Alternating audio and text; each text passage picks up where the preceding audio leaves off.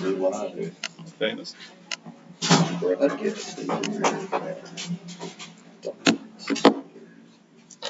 Oh, shit. Okay. Oh, wait, it just says me. Can't say that as a Yeah.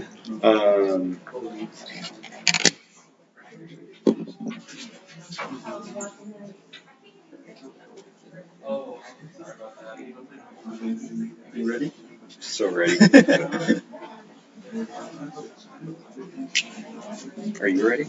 Yeah. Hmm? I mean, I'll answer whatever questions they have. Want to try them? Stand over there. Okay.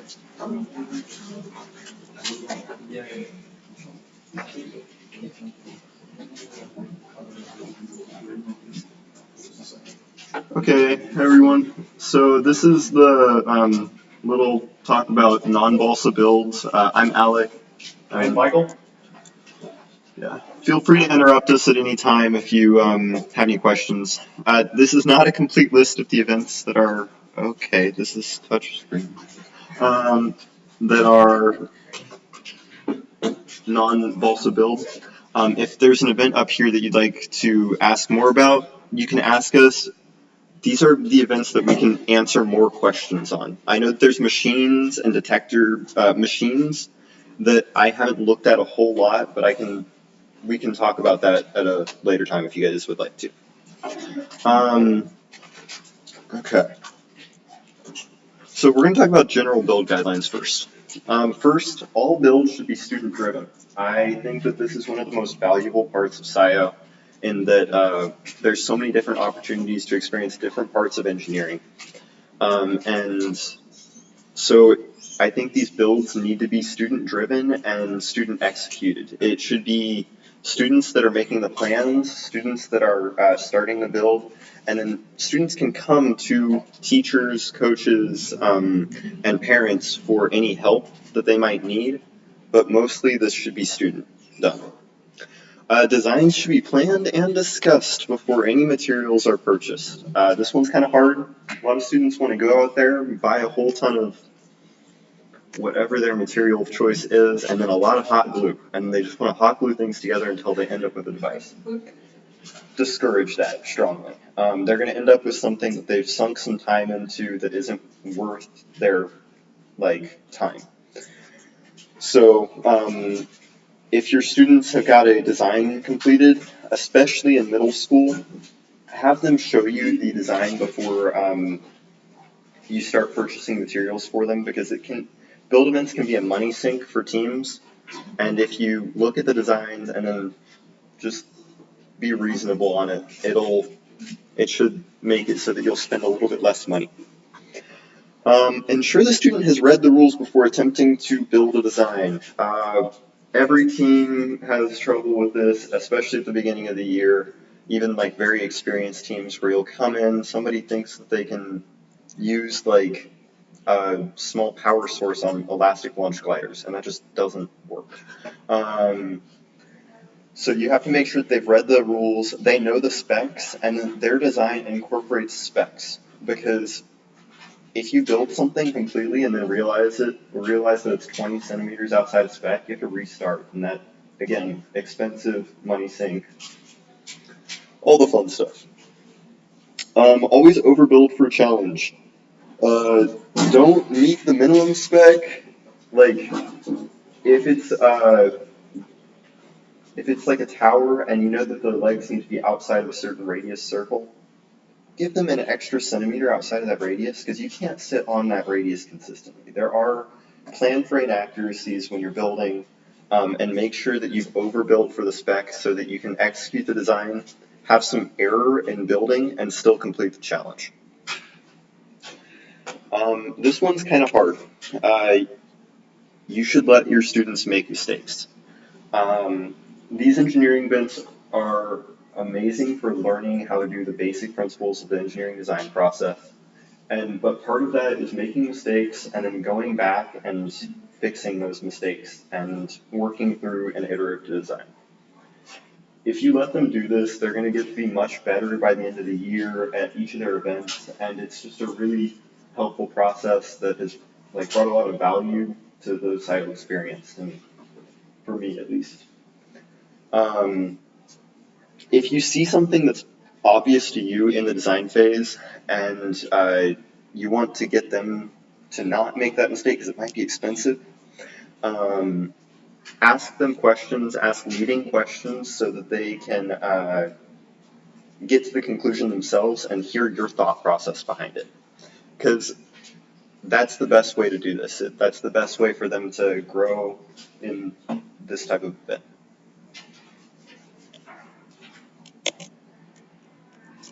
Okay, build resources. Build events you will historically see as a money sink for SIO, but I'm going to tell you that all of these events can be done with very minimal resources. One thing, Legos are your best friend, especially for prototypes. Like at LASA, pretty much all of my prototypes were out of Lego, all the way up through my senior year. It's cheap. If something doesn't work, you can take it apart, and it just allows you to get a hands-on feel for what you're making. As the year progresses, try and make sure the build keeps on, their progress keeps on increasing. Some students will get something for their first invitational, it'll work just fine, and they'll just be like, great, check, this build is done. You need to make sure that they have a goal in mind of just continually increasing their performance, which is hard to motivate. But if you can show them, like, go onto the SciLE wiki, you can see people posting scores about build events, and then you can help them find a point where they want to keep on increasing those builds. What else? YouTube videos can be a great way to get design inspiration. A lot of these SciO events rotate in and out throughout the years, and so you can go back to 7 years ago, Mousetrap vehicle was run, and here's what this student did. Because a lot of the time after nationals, if a student's really proud of their design, they'll take a pretty detailed video of it and explain every mechanism, and then a team in future years can go back, look at that design for inspiration, and then modify it and put their own ideas into it. And that can be a really nice way to get started, so it doesn't just feel like you're working from nothing. So we're going to talk about Mousetrap car just as one of the examples of a non-balsa build, because it's one that I know a good bit about and can kind of talk you through my thought process on. In 2018, it was a dual direction car, only 2 mousetraps allowed, mousetraps couldn't be modified, and then time was a factor, the speed factored into the final score. So I'm going to talk you through my process for thinking about this and all the steps that our team worked through to come up with our final device. First, we went on YouTube because, like I was saying, that's a great way to start so that you're not just on the ground. We found previous years where they had done single direction with high-speed mousetrap cars because time used to be a factor more and there wasn't a second direction. Then we looked at what we know about mousetrap cars, so the string wrapping around the axle. Now, how do you change that into getting a second direction? We made a ratcheting system so that as the car went forward, it would wind the second piece and then it would shoot back the other way. All these things were worked on over the course of a semester. At first, we only did a single direction mousetrap car. We were just trying to get something that was mechanically sound and could complete the first half of the course, because that's worth some points. As we continued throughout the year, we implemented the ratcheting system, made it so that our car could go backwards. And then we just took a whole lot of data so that we could really make an exact car that was state competitive. Here's a picture of the final device. Here we used some bearings, some 3D printed pieces, some dowel rods, and then some 1/4-20 rod. So not a very expensive device, and it performed pretty well. And as you can see in that back corner, there's some Legos still in the final design. Okay, so after the initial brainstorm phase, so after you sat there and thought about how do I make this car go, what do? I would strongly recommend, especially if you have students that are interested in engineering, to introduce them to CAD, computer-aided design. One thing is SolidWorks. This is an industry standard. Some schools get licenses, and I think you can ask for them. I wouldn't suggest that though, because that can be expensive and time consuming, and it's not really worth your time to try and find every student a SolidWorks license. What you should use is Fusion 360. It's a free CAD program that it's from Autodesk, and it's another industry standard. And through that, they can get a student license, and it can do pretty much everything they'll need to do to make small mechanical designs, and it's a great skill to have. It's something that learning that in middle and high school really helped me in college so far, and made it so that I was able to have my designs in my computer, see things in 3D on the computer so that I could make changes as I needed to, and see if things would really fit together on the computer before I made mistakes in real life. Try to avoid Google SketchUp and Tinkercad. They're programs that, while they can be nice for some things, because options like Fusion 360 are available that are still industry standard, but they're free and they're not very difficult to use, and there's wonderful tutorials online. You should try and use Fusion 360.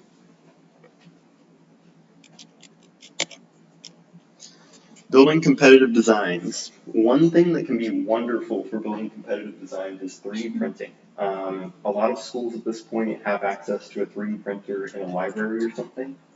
And I know that at least in Austin, some public libraries have 3D printers. They can allow you to make plastic parts that you've made in those CAD programs, like I was talking about a minute ago, and make them in real life to very exact dimensions so that you don't need to make something out of wood, which can be very difficult. You can send it to a printer and then have a physical part in your hands the next day. Careful and meticulous work. No hot glue. Hot glue is great for a lot of things, and it's great for last minute fixes, but it shouldn't ever be a design element that is like a core of the design. And that's hard to do. Another thing is plan for things to break. These devices, you're going to travel with them, your students are going to drop them, and then going to competition, something's just not going to work. So they should be flexible enough so that your student can like make changes on them in the tournament if needed, or right before the tournament with very limited tools. So plan for issues like that. Okay, and like I said, again, please avoid using hot glue. It gives everybody a headache, and it makes it so that in the future, if you decide to modify a design, you have to then tear off the hot glue and all this stuff, and it goes downhill fast. Another thing for building competitive designs, they should be highly repeatable and changeable. So this is what I was talking about a lot with CAD earlier. If you have your dimensions down for everything, you can make things very repetitive. And that's the best way to build something accurately. Use lots of fasteners such as bolts and screws, and limit the use of tapes. Just because, like I said, if something breaks, if you can take that part off, it's less of a big issue than if it's glued on and now you have this part that's integral to the design, and if you pull it off, it's going to tear out all this glue.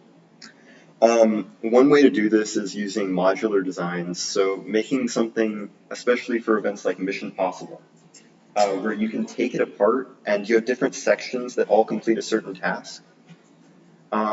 If you can remove and interchange a part, then you can do the iterative design process much more quickly, and it will be more accurate. One tool that I would really suggest for all non-balsa build events is a great set of digital calipers. They're pretty cheap, and they're going to make it so that students can do things more accurately than eyeballing it with a ruler. They'll just make your designs better. Everything will fit together more nicely. They're a great tool. Testing. Like I was saying earlier, so while the build portion may take a lot of time, most of your time for these events should be dedicated to the testing portion. Because if you have a device that doesn't perform quite like you think it does, it can be a great device, but if you don't know how it performs, you're going to have a problem in competition. So data sets are a great thing, and this is a great reason why teams like LASA use alternates. So we have students that aren't competing on the team that are still helping, and they help us with taking data, and that is part of the design process. You have to know what's wrong, what the inconsistencies are, and how to fix it in the future. Yeah. Another part of testing is going to be making a course. Like for gravity vehicle, mousetrap, you'll need to occasionally lay something out in the hallway outside of the room, or occasionally you can book events at like an event center or a basketball court and use that area to test these events because it'll make your life a whole lot easier if you have a lot of data.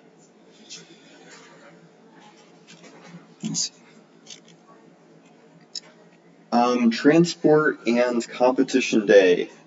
So transport, a couple of things that we used for a lot of our build events were Instapacks, these expanding foam packets that you could put into devices. So the foam would expand to exact the mold of the device, and it made it so that the device couldn't shake around in a box, and then it could easily be taken on a bus, a plane. Like they were much more transportable, and we didn't have to worry about something shifting around and shattering.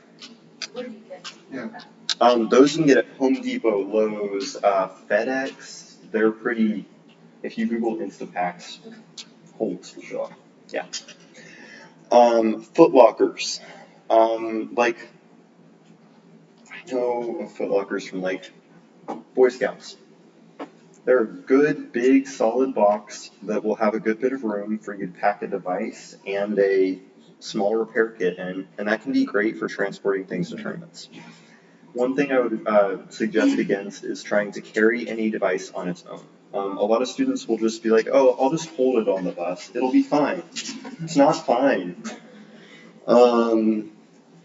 Yeah, day of competition. Repair kit. This is something that's needed and something you should talk to your students about. I have even had issues at tournaments where like my whole device was put together with screws and like nuts, but I forgot a wrench and then I couldn't take my own device apart just because, yeah. Um, Also, one thing to do is ask if your student wants an audience. We found, like at LASA, we had a couple of students that didn't really want an audience for the engineering events that they knew, because it just feels like more pressure if you mess up in front of somebody that you know versus in front of strangers. Because if you mess up in front of strangers, it's like, whatever, see ya. But if you mess up in front of people that you know, it might feel like more pressure because those people are relying on your score for that event. Some people don't mind it. Some people want the support of the team standing right on the other side of that stanchion. But some people prefer to test away from the people that they know so that they just feel more at ease. Another thing there is if something goes wrong on a build event, like it so often does, make sure that you know the student, or make sure the student feels supported, because that can be hard if something that a student's been working on for weeks completely breaks. They need to feel like it's not just their fault. You like win and you fail as a team. So everything is about that teamwork mentality. Okay, I think that's all for this short little presentation. Do you guys have any questions?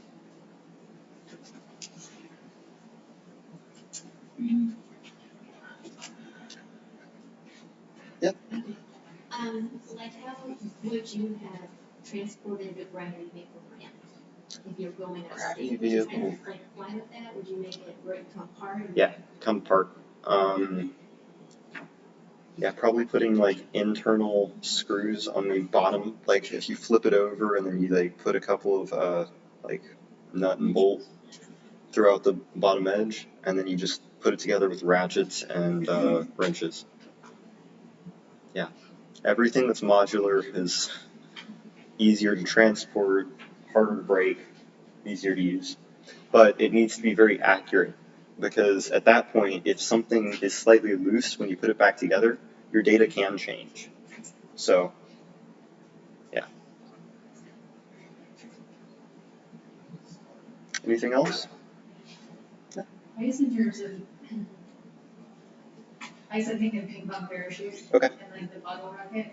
Yeah. Because it's like they're not allowed to use glue or anything, you have to like tape it on, it has to be like a stick. Yeah. Any thoughts on that?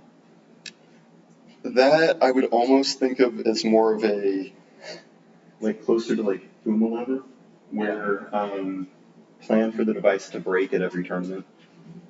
So they bring extra tape and. Bring extra tape, yeah, lots of extra tape. And extra bottles, your whole repair kit should just be tape. Construction parameters, A, it says that vessel must be made from a single 1 liter less plastic bottle. Yeah. Compared to last year's 2 bottles. Yeah. Tell us more about that. Honestly, what do you want to know about it? Like how will you put the parachute on top if you don't have the second bottle? It's just a pressure vessel. Yeah. I don't know. I haven't looked a whole lot at the rules for ping pong parachute. I think it's just that's just the actual pressure. Yeah. That's. Yeah. What are you on after that? Yeah. So you could do anything from just setting parachute on top and under the bottom with like a nose cone of some type. That'd probably be your best option. I would look at like model rocket stuff, because a lot of model rockets just have a purely mechanical opening system for the parachute as it's falling. That might be a good place to look. Do you have any recommendations on what to look for in a 3D printer and what type of filament to use? Yeah. So, do you guys have a 3D printer, or are you looking to buy a 3D printer? Considering buying? Oh, what? Something we're considering. Okay. I would get, if you're gonna get a printer, I would purchase something called the Ender 3. ENDER 3. You can get it on Amazon for like $175, and sometimes it's on sale for as low as $150. Most things so there's a couple different types of plastics for 3D printing. There's PLA, ABS, PETG, a whole bunch of other nylons. PLA. Use PLA filaments. There's a brand called Hatchbox on Amazon that is cheap and has pretty good quality filament that's not going to degrade. What is PLA? Why is that? Polylactic acid. Yeah, why would that be your preferred? What properties does it have? It's easy to print with, and it doesn't shrink as you're printing it, so the dimensions will still be good. You can account for shrinking with ABS, PETG, which are less brittle, because PLA is pretty brittle, so you don't want to have it as an impact structure. But it's good for if you just need something that's the right size or has an exact dimension. Like the chassis of the mousetrap car, that was printed in PLA on a printer very similar to the one that I was telling you about. If you wanted something that had more give, what would you have? PETG Nothing. So. and ABS. PETG. Yeah. And ABS. But I would of those two, I would strongly recommend PETG over ABS. Okay. It has a little bit more elasticity, so it's not going to shatter if you like hit it with a hammer. Yeah. Yeah. Okay. It's a bit hard to print with occasionally, but there's good settings to be found online. Great YouTube videos telling you everything about it. That kit online for grabbing people, do you recommend that? No. Cool. And then what's The is it a board state or something? Yeah. Yeah.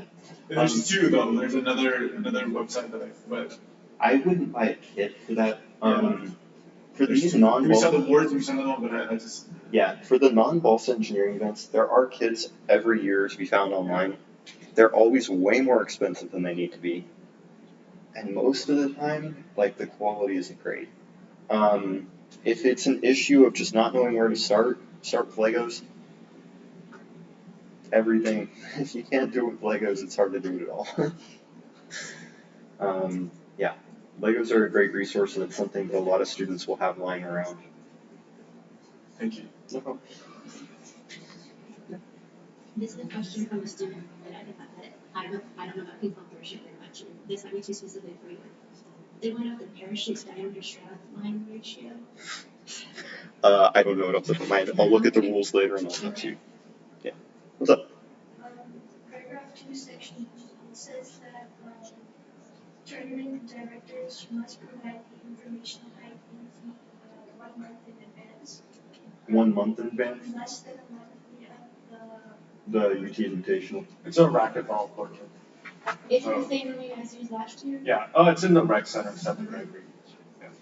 But if you search up dimensions of a racquetball court, you should get it. I believe it's 20 feet, but I don't want to like confirm that. So I searched it quick. For ping Ping pong pong parachute. yeah. Okay, we should throw that in the Slack to send out all the teams. Thank you for reminding us.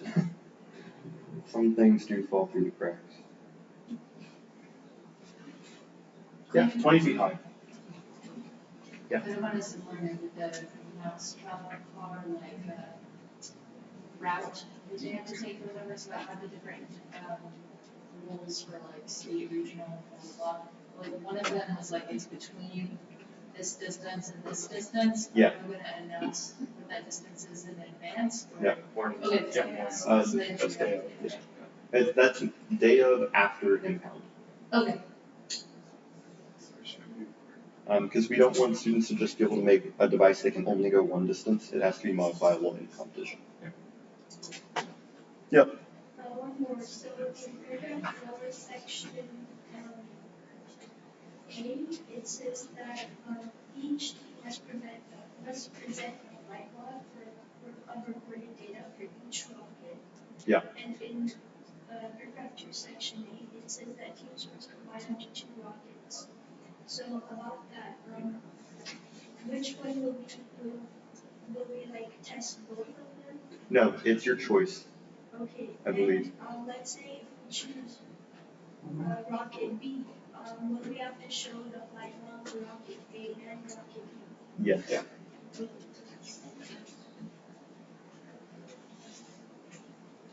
Any other questions while we're here? I haven't really looked at machines very much. Do you Yeah. have any insight into that one yet at all? I'm gonna have to look at that more in a minute. That is one that I haven't looked at a whole lot either. Machines haven't changed very much. No, What it used to be, it's still the same. like the compound machine. Yeah, so compound lever for 1 and 2 and C, and then a simple, and then a lever in Yeah. B. And it's still the same 5 machines for D and 6 machines for C. Okay. And are you just looking for direction on how that would be built? Yeah, I'm looking at the actual competition part, not written test, but the rest of them. Okay. Because I've not seen that before. Yeah, I know that in previous years, we built that out of like plywood.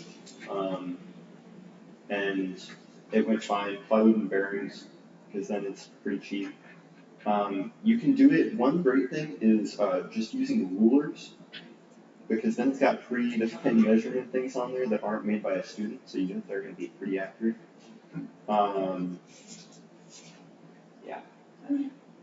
Yeah, if you can get rulers I remember being a very good thing for that. Yeah. One last one. Yeah. So in section 6, D. Yeah. Tier 2 and 3, it says that tier 2 it says a launch where the parachute payload system did not separate from the rocket. Yeah. In tier 3, it said a launch where the rocket or any part of the parachute piezo system contracted the ceiling. Yeah. Would it be automatic DQ or? Tier 3? Just get it tier. Yeah, so do you know, so the tier system works so that everybody that's in tier 1 gets scored above everybody that's in tier 2, and then everybody that's in tier 2 gets scored above everybody that's in tier 3. Yeah. So if you're tier 3, even if your score is great, so like if you hit the ceiling and then your parachute comes out and then your device works great, like your max score, even if your like regular score would be higher than somebody that didn't hit the ceiling, your max score is lower than anybody that did hit the ceiling.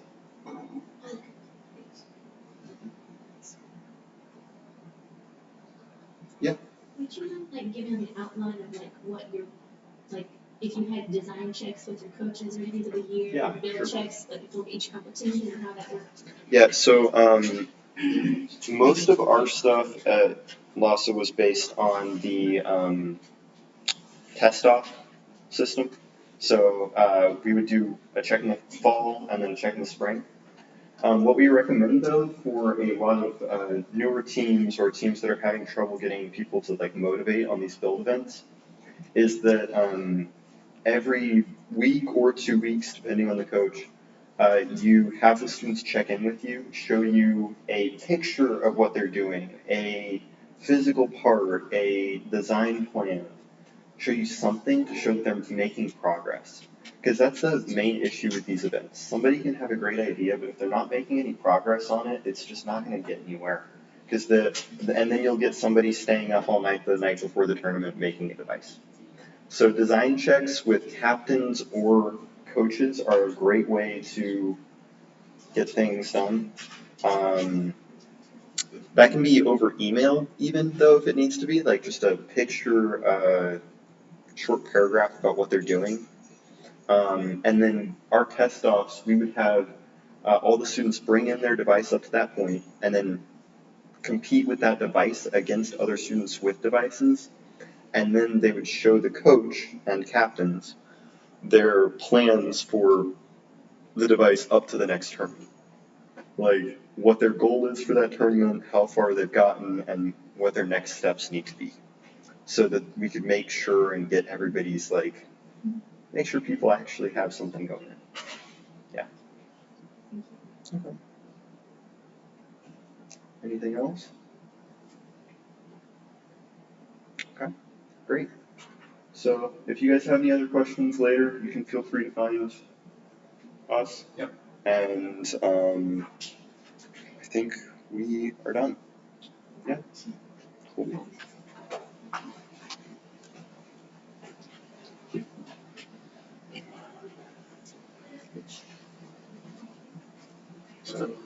Where's the, like a general? Yeah. So I'm looking at my expenses for what I'm ordering for my kids. So you don't recommend doing machine kits at all? Mm-hmm. I'm trying to save as much as I could. So Yeah, that's right. absolutely. I took out this right now. Okay, Grab a do you vehicle. write the Right, rules yeah. for Yeah. parachute? What? We don't write the rules, so I think it's actually like site later. Regionals. Okay, but you know like a lot about it. I'm somewhat familiar with it, but you can ask, not trust me. Yeah, so I have, as you can see, I have lots of questions. And like more than half of the questions I couldn't just think of at the moment. Okay. So I would go can to I get a website your called email Specialized Balsa. for when I They'll have remember loose balsa wood Yeah, sure. So that has let's give you my consistent densities, which is what you need for Boom 11. I'm the engineering Also, coordinator, and then so I'm gonna be. This you do need to buy the Freedom Flight models. this one. Yeah, that you need. This forensics kit. Are you with a school? Yes. Okay. The reason we decided was because like I'll send you my personal email. I If you just appreciate, you know, Yeah, chance to go through different. Yeah. And it's a lot easier for them to order from Simon. No, because of course. you know what I'm saying. Yeah. I'm trying to find Yeah, out. I'll For that one, I just said I. we were able to find most of our stuff at HEB and in the Kim stock room of our school. Okay. So it would be a matter of ordering. You'll have to look through your chemistry stock room. Yeah. But we were able to get everything for a forensics kit, like from either the stockroom or HEB for a total of like less than $20. Yeah. Which is pretty nice. Though it Yeah, would be more definitely. difficult to get reimbursed and stuff for things like HEB instead of ordering through Science. Right. And I feel like our district HEB is a vendor. Yeah. So I can just take the card. Okay. HEB card. Okay. Purchasing. Okay. That's what I'm gonna do. The same thing with Lowe's and Yeah. And what is it? Home Depot. But I was thinking, it's a lot easier for our school to just say, we'll order the kits and then we give them like a quote. But I was looking at all this stuff and like, I don't even think. No, it's not worth it. Just look at all the science work kits are usually pretty bad. Science word Is kits? that the one you're looking at? Or is that a work kit? Yeah. That's what I was saying. They're kind of, they're fine, but use the science word kit like a shopping list is what I recommend. Okay. Go through your stockroom, see what you've got there. Our chem teacher had all of the chemicals we Right. needed. I'm sure we have them. I'm pretty sure we I have bet. a pretty extended. Okay, then yeah, you guys We just- probably got them. Yeah. That's And just also a much cheaper way to do it. Yeah. Right. Because there are better ways to spend money. Like these Freedom Flight Models kits, they kind of a money sink, but they fly really well. They- I learned from last year when I got to the state competition. I was looking up. I was like, It's all Yeah. like kits. It's Yeah. crazy. Yeah. it is, and I feel like Yeah, wait, nobody. We competed in that at nationals, and like everybody there. Really? Yeah. It's always people making small modifications. Are really good at testing their device. They're really good with applying super glue. Like it's. Right. No, when I got to the state, I remember I was asking around as a coach. I was like, so what? And the kids were just like covering their boxes like that, and I was like, Really? Oh, come It's on. like, yeah, That's I was not like, cool. That's cool. I was like, it's okay. Yeah. So I went back and I researched when you all mentioned it. Like my colleague mentioned it. I was like, oh yeah, I already got that website. Yeah. So I went home, adamant to research like all the other tools, and I was just walking around looking at things like, Yeah. I'm gonna figure out like Yeah. why everyone's planes look so. Yeah, why are they all exactly the same? You know what I'm saying? But yeah, no, this would save us so much money. Like and that I could use for other So many other things. Yeah, I know. Yeah. Because Because once we made it to the state level, like I had to make other purchases and I had to be looking for like doing a fundraising in between prepping for like state. oh, that's horrible. Yeah. Yeah. So I feel like this cuts. That cuts a lot of that. Yeah. Yeah. So That's the way to go. Buy lots of balsa on Specialized, like I was saying. Buy those kits. I like the idea of using the bolts and the. Yeah. I know a lot of our kids want to use right away glue, and I'm just like, and I look at it, and when we travel from south, like from South Texas, we traveled there to College Station, like some of our things broke down. Yeah. We were at the hotel trying to put together back, and I was there. Yeah, it's like helping a them. puzzle piece. Yeah. It's not fun. The Mission Impossible, like we were gluing it the night Yeah. before, and I was like, So and I was so frustrated, like, how could this happen? And I was just getting after them because Yeah. it's ridiculous. Like, Yeah. we weren't careful enough. like our Mission Possible, the one that I did, this was in 28. I'm confused. Yeah, 2018, I think. That we took to state. It was about like this big, and it was completely 3D printed segments, where it didn't even require screws. It was just slotted together with disconnects for power around. So it was you could replace everything with no tools. Which made it so that everything was much more modular. And when like little parts would break, we would just pull out the part, put in a new one. We brought with us almost an entire another mission worth of extra parts, though. And we did have to replace one of our like side panels that had most of our like PCBs and stuff on it. Right. But we did that in the competition while the timer was going. Yeah. Where we like picked up that one, put it in the compute slot, and then plugged in all of our cabling, and then it ran because we had tested all those parts. And it was small. It was perfect. It was fun. It looked like a bomb though. Oh god, 5 yeah. points. Yeah. We took that TSA didn't always appreciate that too much, but they just looked at it and were like, "What are you doing?" In a briefcase. Yeah. Yeah. Yeah, a padded briefcase. That was well, we didn't want it to break, and it worked. So. Yeah, that's awesome though. That's great. That's good to know though, because the kids always think, They think the permanent solution is the best solution, and it's not. Everything, if you can, if it's a part that doesn't need to be ultra exact, So like the gravity vehicle ramp, you can put a hinge in the bottom part of the ramp so that the whole thing flips over and folds. You can make an origami ramp basically. Everything being folding, everything being packageable, and planning for transport makes your whole life much easier. And it's less depressing right before the tournament when everything's broken. Yeah. Because, yeah, if something breaks at that point, you take out a screw, put in another screw. Versus if something breaks when you've used a bunch of glue. Right. Especially when the timer starts and the clock's yeah. standing upside and something breaks and I'm like, I can't even help. No. And that hurts. It feels like you're like. I have to walk away. Yeah. I'm just like, there's nothing like. So I walk away. Yeah. And I'm just walking. I'm looking through the door. I'm like, and what happens? It's like, oh, it just busted. I'm like, oh. Yeah. God, but thank you. Appreciate it. No problem. Right, on the Texas events, are y'all going to talk any about the solar power, or do you know? I don't know anything about solar. No, I can look at the rules right now though. Let's see, say they're not posted on the Texas website. That one in the data science, but he pulled up the data science. Okay. ones. I'm gonna have to talk to a couple other people. We might have them, and if we have them, we'll talk about them if we can. But I don't know anything about the event, so it'll just be me looking at it. Do you know the premise of the event? No, see, I don't know anything about it. That's the reason. And we were trying to decide if we wanted to go ahead and leave to go back home to Dallas, Okay. or whether to wait, because that was the one thing I needed to know about solar power. So It's a trial. It's a Texas trial event. it's a Texas trial event. Okay. I know they posted those pretty late last year too.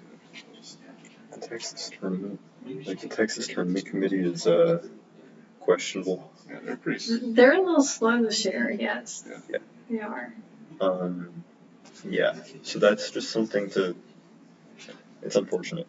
Okay. But the good thing is all the teams are in the same boat on that. Yes. We are. Yeah. All right. Thank you. No problem. Sometimes that's Wi-Fi lab this year. Wi-Fi lab. It was posted on the second or the day of the Texas event, and then it was removed, so I'm sitting here like, do I throw it for that? Is it completely gone? Like, did they remove it off the Texas site, or is there still a spot for it with no link?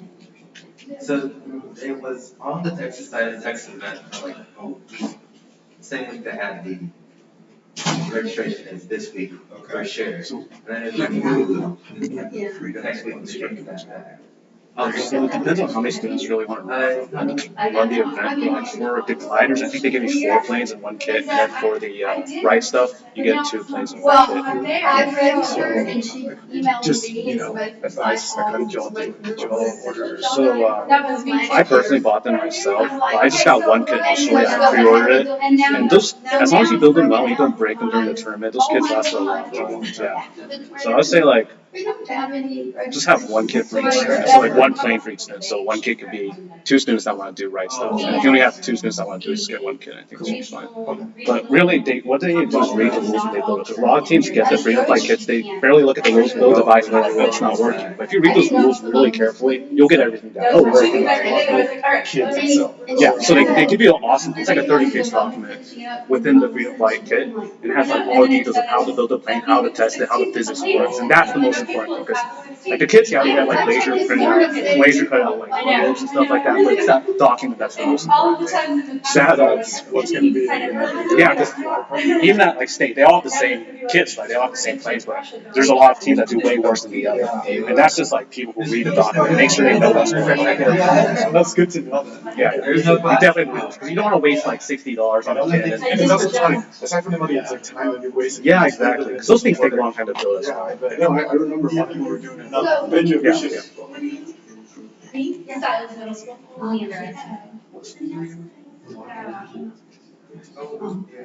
It's still not a stress. I